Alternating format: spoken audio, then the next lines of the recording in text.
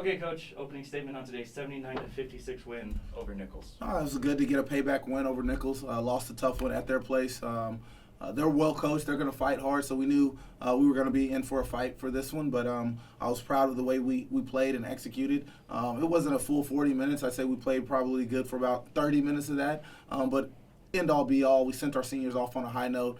We shared the ball really well, and were able to close out this chapter at home with a win. And we are honored with the presence of all three Lady Jack seniors being honored today: Trinity Moore, Ituau, Tuisaula, and Faith Blackstone.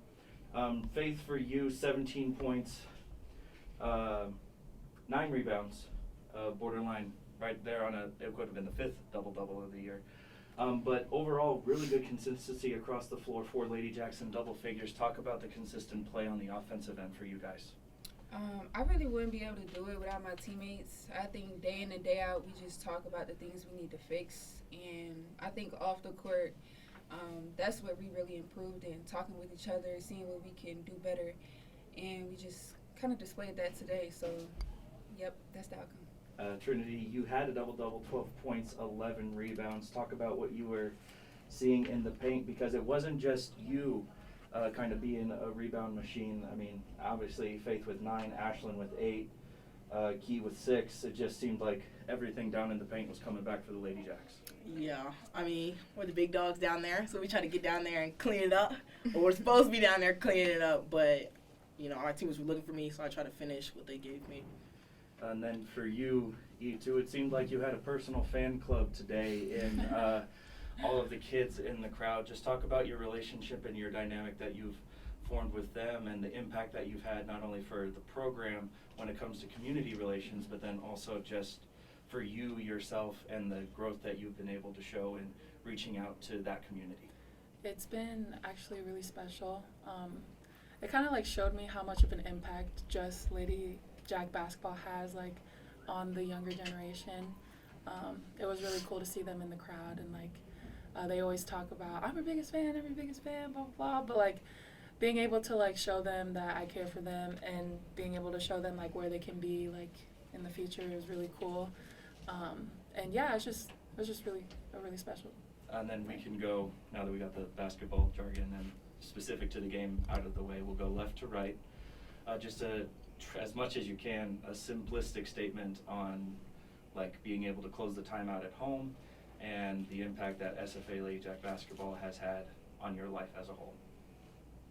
Okay. Go ahead. Oh yeah, okay. It's definitely bittersweet. You know, obviously we're being sent off on a high note. Tonight was really, really fun. I had a lot of fun being able to play with my team for the last home game here. I think I learned a lot about like holding myself to higher standards here. I definitely have learned like what hard work does, what not hard work does, like when you're not working hard. But no, I definitely have learned a lot about myself, and I've found like, you know, how strong I am, and like, you know, finding that confidence that I've been, you know, kind of missing. And so I have SFA to thank for that. So. Faith? I just think that I came into the right hands. This year I felt really loose. And as you can see, like my confidence is different. Not sure if you guys researched or anything, but I just felt really good here at SFA. I mean, we still have more to go, but I think just leaving off on, I think it's 11 game winning streak or 12. We're on 12 now. Yeah, 12. It's just a good momentum into the conference tournament. So, yeah. Timo? I would second what both of them say. I think it's bittersweet, but I'm grateful for my time here. I feel like I was developed as a player and then also as a young lady, so I can attribute that to our coaches. We're going to get, you know, our daily life lessons and advice and daily jokes and, you know, clown on each other and stuff. But, you know, it's all love from here, so I appreciate it. And then, Coach, just a generic statement on these three ladies. I know you've said a lot over the past few days, but just kind of wrap it up, and then I'll turn it over to the media.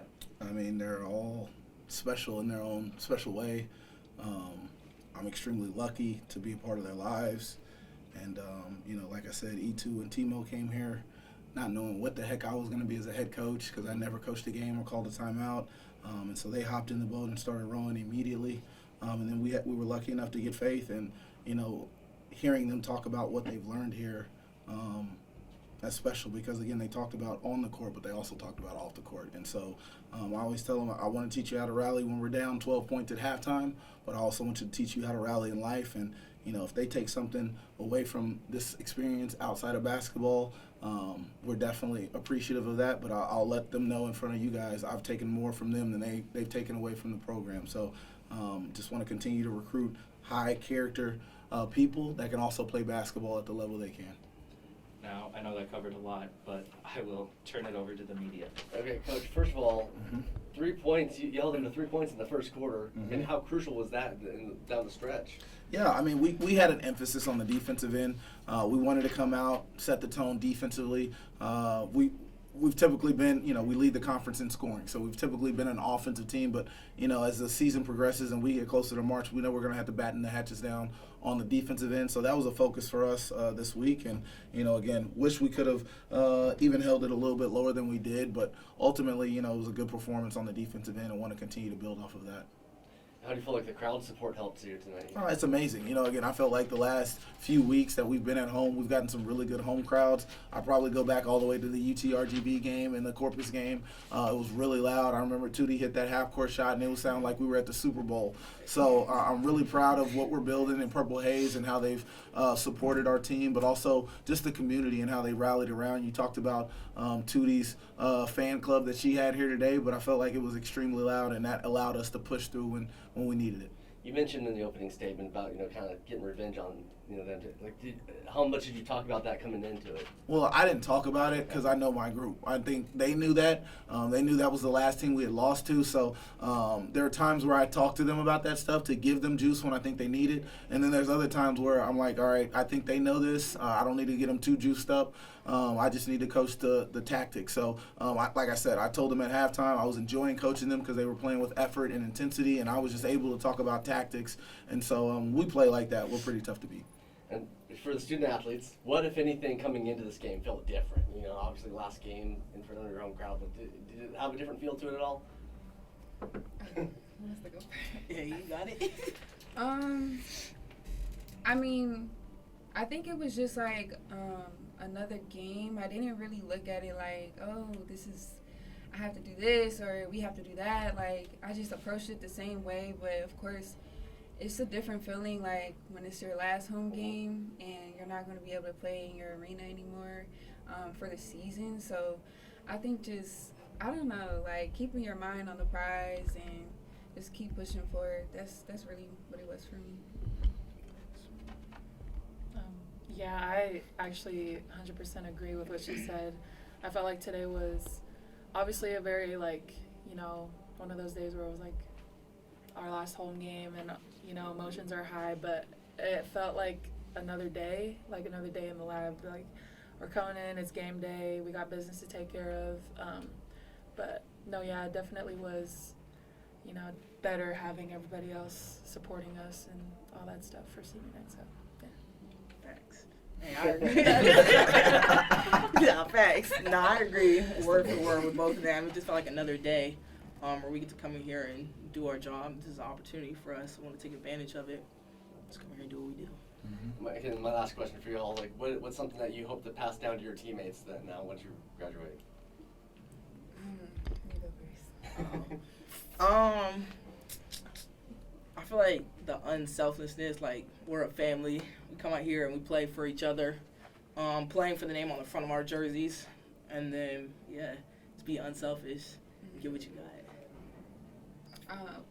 I would just say I think keeping our minds on the same page and getting everybody on one accord. Like, I think it's always hard to read people's minds. You don't know what people are thinking, but I think building that relationship off the floor helps to understand them. So it's probably what I would pass now.